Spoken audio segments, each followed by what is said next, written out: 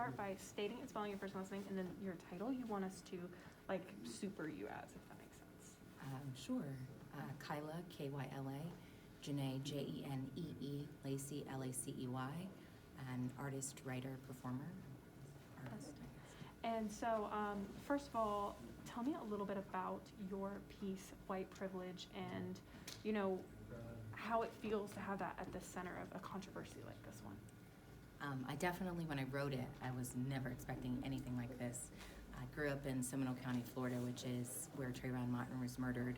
I grew up in, half of my life, I grew up in a predominantly white, slightly affluent neighborhood. And I was othered a lot growing up. And so it was kind of a testament to some of the things that were going on at the time that I wrote it. It was 2014, so it was just kind of some of the things like the political climate that was starting to shift at the time.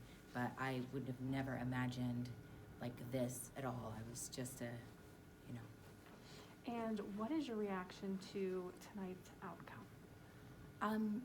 Shocking, but not necessarily surprised. I think, you know, the board had an agenda, and it was, you know, in their best benefit to uphold whatever completely archaic sentiments that they had. I think, you know, progress is not necessarily easy, especially when you don't benefit from it.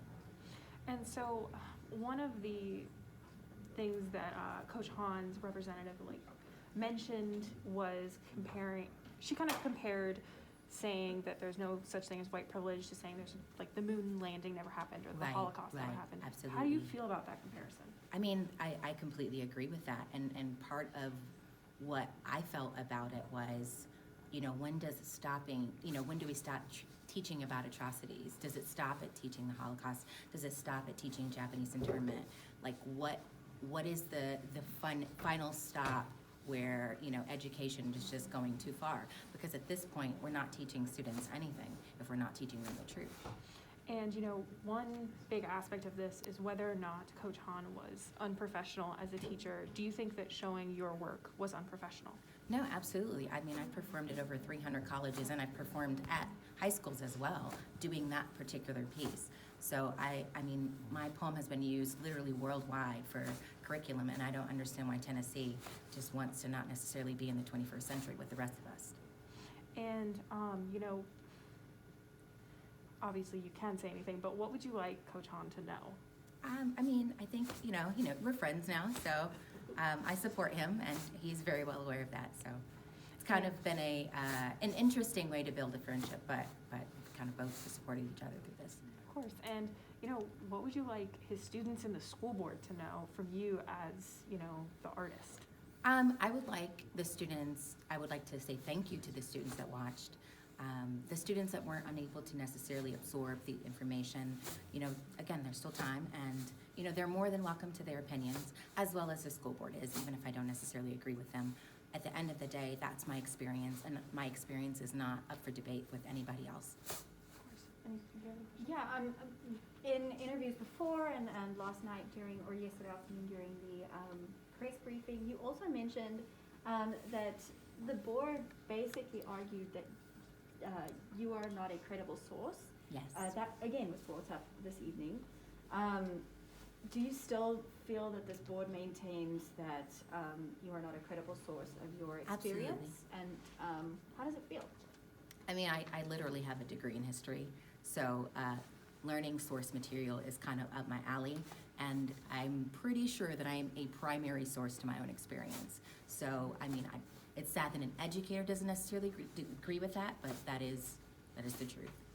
When it comes to the profanity, that seems to be a sticking point for the legal arguments, so to speak.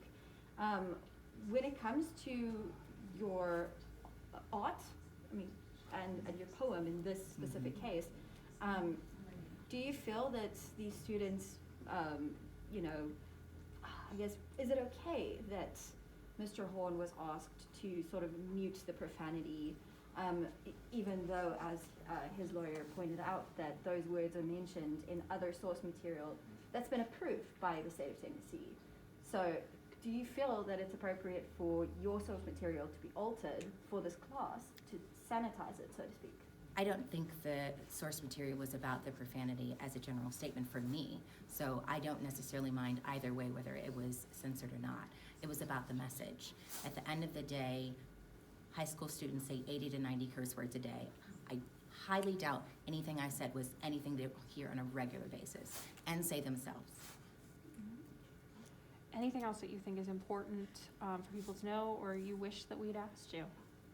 Not that I can necessarily immediately think of, but I appreciate the opportunity to at least have something to say. Of course. We appreciate you doing this. Thank you so much. Thank you very much.